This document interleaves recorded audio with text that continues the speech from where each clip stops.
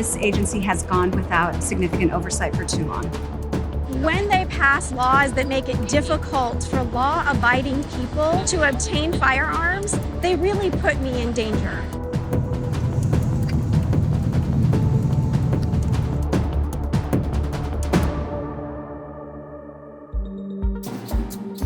Labor Secretary Alexander Acosta resigned, a day after House Democrats demanded a briefing on his work as the prosecutor who oversaw a plea deal for Jeffrey Epstein, and 2 days after Acosta defended that deal as a way to, quote, help victims. None of this, however, has affected President Trump's opinion of him. He's a tremendous talent. He's a Hispanic man. He went to Harvard, a great student. And in so many ways, I just hate what he's saying now because we're going to miss him. The first shipment of a Russian missile defense system landed on Turkish soil in defiance of a U.S. law that sanctions any country buying from Russia's defense industry. The U.S. is concerned the Russian technicians who install it could get a look inside American F-35s. Turkey has 4 of the jets, and in April, the U.S. blocked more shipments from getting there over news of the conflicting order from Russia. Turkish President Recep Tayyip Erdogan says his country has a right to defend itself. R. Kelly was indicted on federal charges in 2 states, Illinois and New York, after he was arrested last night while walking his dog in Chicago. It's his 3rd arrest this year, and the first on federal charges. He pled not guilty to all 21 counts he faces in state court. Kelly has long denied allegations of sexual abuse. His lawyer says he'll be vindicated.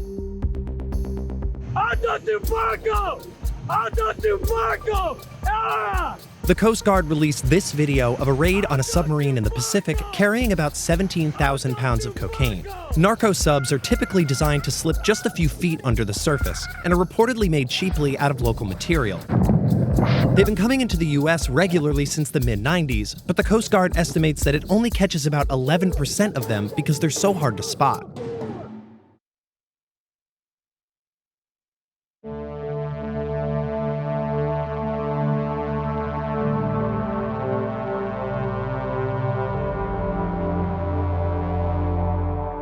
With Congress basically at a perpetual impasse, there's a lot of political theater going on these days. And for the moment, it's not Robert Mueller providing the source material. It's immigration. The show went on today in South Texas, where Vice President Mike Pence toured a border facility with Senate Republicans. And it continued here on Capitol Hill, where recurring characters from both sides put on a command performance. It is time for action. This Texan is not going to sit by and watch his state and Texas communities get overrun and abused because the cowards of the swamp sit idly by and cynically fail to do their job. Mr. Speaker, we do have a crisis at our border. It is one of morality. As we have seen this current strategy unfold, intentional and cruelly created by the Trump administration, dead set on sending a hate-filled message that those seeking refuge are not welcome in America. It was a scene. Members of Congress testifying before other members of Congress about the horrors they've personally witnessed down at the border. But it's hard to blame the House Democrats. They can't get bills past the Senate or the president. And they do try to do oversight, calling witnesses, requesting documents. The president stiff-arms them, especially when it comes to Mueller or Trump's businesses or his family. All the juicy stuff everyone up here really wants to know about. When the government started separating families, the outrage eventually led to Republican condemnation of the White House and a change in policy. And when the number of kids held in border facilities spiked this spring, House Democrats made a big show of it. They were accused of grandstanding, but it seemed to work. The number of kids in Border Patrol custody is now way down from that time. There's another freshman congresswoman who testified here today, one you haven't seen on cable as much as some of the other ones. She's leading the Democrats' oversight efforts on this issue. Veronica Escobar is a Democrat from El Paso. She grew up on the border. Her husband is an immigration judge. She knows this stuff. Cold. I too have legislation that will be coming up shortly, H.R. 2203, the Homeland Security Improvement Act, which would increase accountability and transparency at DHS so that these conditions, these deaths, these abuses can be relegated to a dark moment in history. Escobar's bill was designed as a check on Border Patrol power. It would establish a commission to oversee conditions on the border led by local officials, faith leaders, civil rights leaders, and educators. It would create a system for tracking children within the Border Patrol system. And among other things, it would severely limit family separations. I've long been calling for the use of a civilian workforce inside of DHS processing facilities. We do need some social workers. We do need family caseworkers. We need people who are doing the processing, data entry, other things. We have uniformed agents doing all of that right now. It is crazy. It doesn't make sense. These are functions that should be performed by professionals who don't need a gun or a badge. I think that it would help get agents back out on the line, and it would improve the way that we operate as an agency.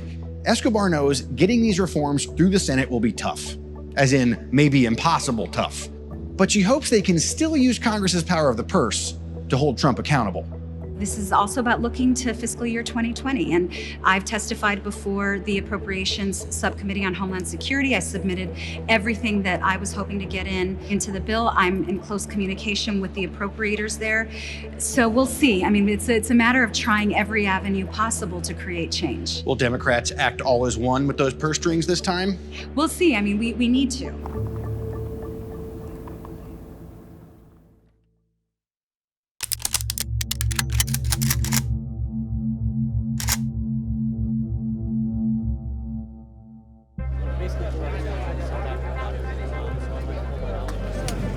All right, guys, team leads, here's what we're trying to get done.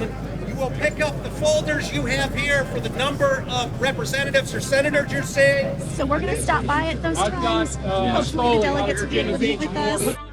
Kristi Horton is a gun rights activist from Fairfax County, Virginia. Porfield, Campbell, that is one of your delegates. Come with me, please. The home state of the National Rifle Association is historically a pretty easy place to lobby for the Second Amendment.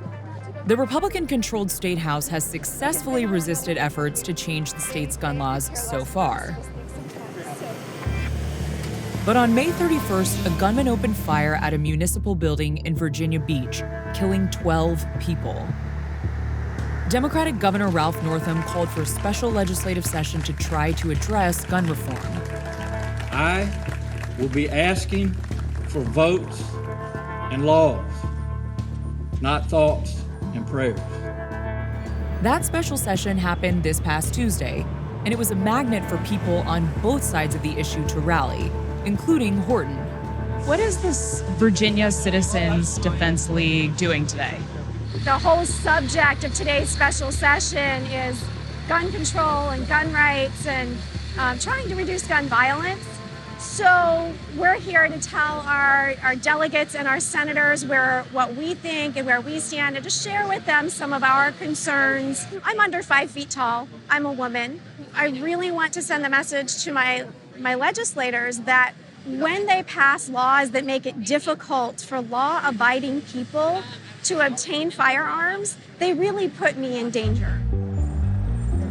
If you're carrying, leave everything holstered, credentials, and officer. Gotcha.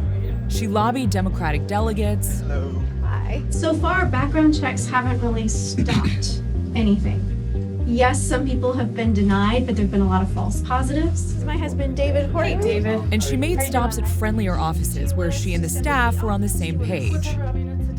We do have an opponent this year. He is anti-gun, and if he gets elected, he will shut down what we believe in. He will not protect our Second Amendment rights. The special session was about setting the agenda for November, when all 140 seats in the State House are up for re-election. The reforms didn't even get debated. Senate stands adjourned until November the 18th at 12 noon.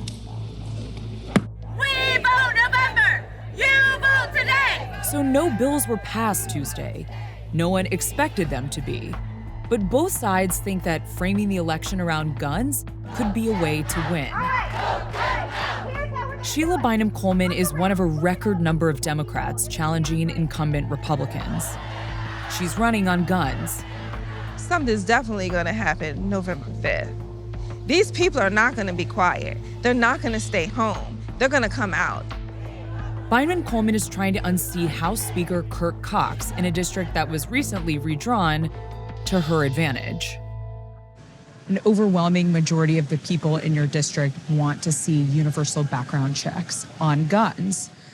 Speaker Cox calls this special session hasty. Do you think that he is representing the people of your district? Let me tell you something. The fact of it is, my daughter was shot. 5 of her friends have been shot this year. My cousin was shot 8 times. I went to an apartment complex this weekend. Every building had someone that had a story, a personal experience where their family member or their loved one was shot. How many people are gonna have to die before our lawmakers take a step forward to protect our communities? While Byron Coleman sees a changing Virginia, gun culture and the activists who fight to protect it are still strong here. I want you all to be encouraged, folks. Today is a great day for liberty. It's good for you to be here. Make sure to tell them we will remember in November. And they're making November not just a referendum on guns, but also on the identity of Virginia. Do you think that you're having to fight harder and more vocally now for your point of view than you were a few years ago? Certainly more than I was maybe 10 years ago or 5 years ago. I do feel like there's something happening that's driving some kind of grab for power or control.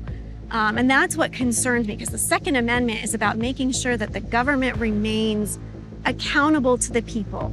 Would gun safety or gun control measures intrinsically change Virginia? I think it could. I think it could. In what way? Well, first of all, I think you'd see a lot of people either move out or you might see an armed resistance. If it went that extreme, I think you might. The whole idea of the people being a militia and holding their government accountable is very much a part of the culture of many parts of Virginia.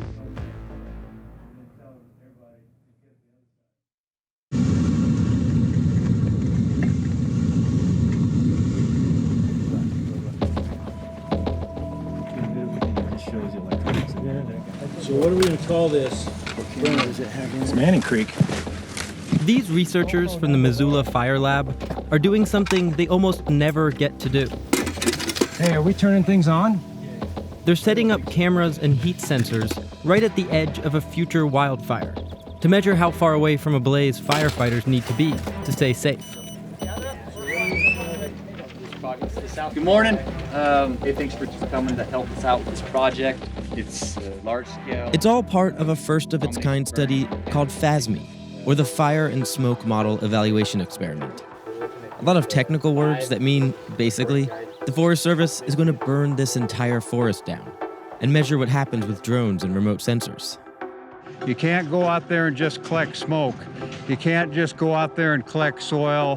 What you really need to do is you need to collect that suite of information that actually characterizes the fire. My biggest concern is safety. There's a lot of people here. There's close to 40 of us. We probably will see fire behavior today that's going to be extraordinary. And I just want everybody to understand the significance and the danger of what we're going to be doing. It could be a dangerous day, but it's also a necessary one. Last year, wildfires in the U.S. caused tens of billions of dollars in damage, including one that swept through Paradise, California, killing 85 people. Scientists like Craig Clements say that until now, it's been nearly impossible for researchers to get close enough to big burns to effectively study them. How much do we know about fires? We're pretty good with grass fires. Grass fires are very simple. They're a homogeneous fuel. It's the big wind events, the fires that have long-range spotting. And a spot is an ember that's blown in the wind far distances downwind and starts a new fire. And when you have lots of embers landing, like in Paradise, you're starting new fires ahead of the main fire front. So we have no capability of forecasting that. So that's one of the critical things that we are trying to get at. Understanding a prescribed fire like this allows us to apply that to the bigger, larger, more epic wildfires. Which I guess are coming. They're increasing in frequency. They're happening now. Are we prepared enough for our forest fire future? I don't think so. Here we go. It's starting to light up. 2,000 acres is a lot of forest to burn. To do it, the Forest Service is using special diesel torches mounted on the back of ATVs. I'll try and run a strip a little bit lower on this next pass if that's going. And they've called in helicopters, which drop a napalm-like substance across the trees. So we're sampling just for 5 minutes now in the smoke because the filters fill up. We've got like a really small window when we try to get as many samples as we can per burn. So things get kind of intense. And just working in fire, you know, it's always intense. You always have to have your attention in 2 or 3 different places at once. What is that like? That darker black smoke versus this? Like, what's going on with that? So that's more of a burning the carbon out of it. You're getting the white stuff is the fuel moisture coming out of it, and when you're getting down to that darker smoke is the actual the tree trunks are burning. Is it weird to be lighting one? No, this year mid-April we were doing prescribed fires in my home state. That's what I do during the winter. If you're in the fire business, you spend half your time lighting fires, and the other half putting them out. Right. Seems like there are cases where more fire is better, and we're learning that. We've got 2 minutes left of sampling. I just put out some embers on the mat and just outside the mat, so we gotta watch this shit. Okay. We can delay for a little bit. Oh, wow.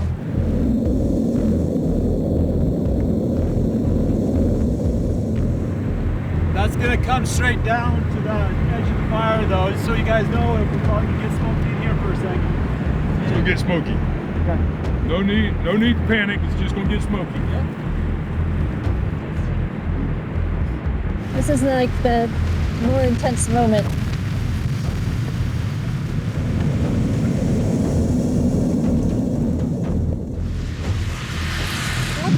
Holy shit. Get everybody ready to move. All right, everybody on the road. Single line. Single file. Go up to clean Single air. file. Vehicle from the front. Vehicle! Pop off the road! I'm right here with you.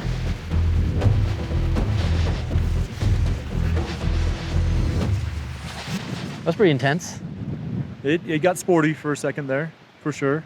What was going on? What was happening there? So they lit off the backside of the ridge, got pretty established, and it was coming up. It was just building heat on the top of it till it kind of got to a pocket that was burning on top, and it lined up with the wind in such a way that it was just blowing right towards us. We were getting a lot of ember sparks kind of come down, and that black smoke was just gonna eat us alive. On my worry meter there, you know, didn't really edge it too, but on my snot meter, it was going a lot more. Is this a good fire? That was some good fire behavior. The following morning, the team from Missoula went to see if any of their instruments survived the fire. This looks like it was an extreme success. So this is probably the most extreme fire you've ever seen in these, isn't it? It's unique to get data like this, for sure. So are you able to learn anything just from what you're seeing here? Oh yeah. Tells you a lot about how fuels respond to fire. So for the data we're collecting, that's really valuable because the implications of safety and safety zones and firefighter safety and what constitutes a safe environment. How quickly and how many of these kind of studies do you think it'll take before you're actually able to translate that into something that might change behavior of firefighters? You know, as scientists, our job is to gather data and make sense of it and prove scientifically what we believe is a safe environment.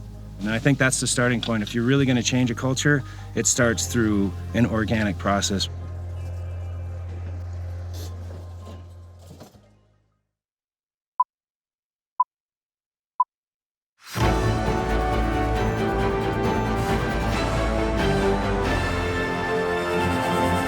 What's up, guys? As you already know, social media is a mess, full of bots and disinformation. But who's gonna fix it? This guy.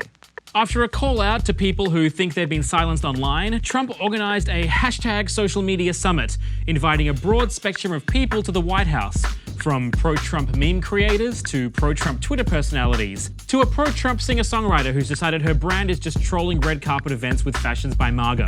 The only people who weren't there were any representatives from any of the major social media platforms.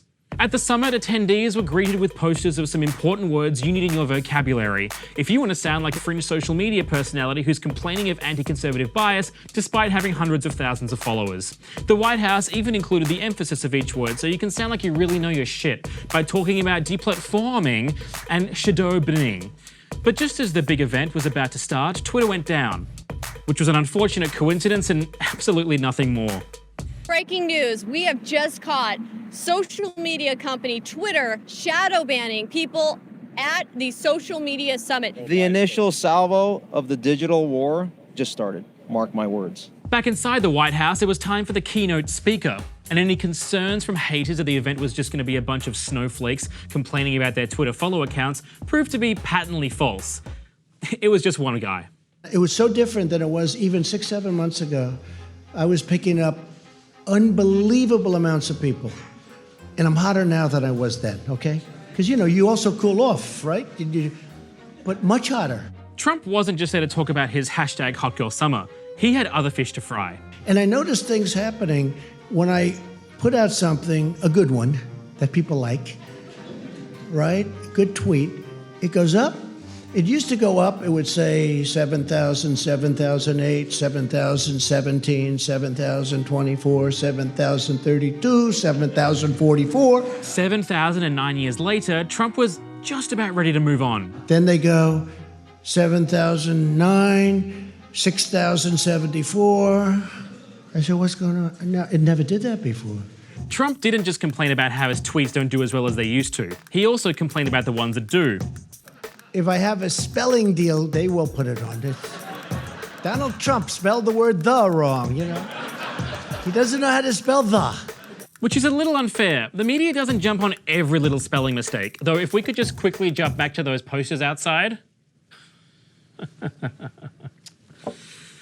Oh dear. But despite what you've just seen, the whole event wasn't smooth sailing. Our country is really powerful and really strong. Never been like this. Whoops.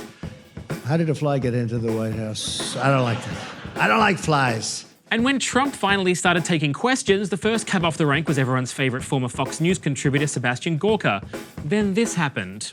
Don't want to use their real name, are afraid of putting their views up on the The White House pulling the plug on their own social media summit live stream just when the president was going to answer some hard-hitting questions. On the same day that Twitter went down, just as the who's who of the Trump train was gathering in the White House. What's next? Me getting cut off because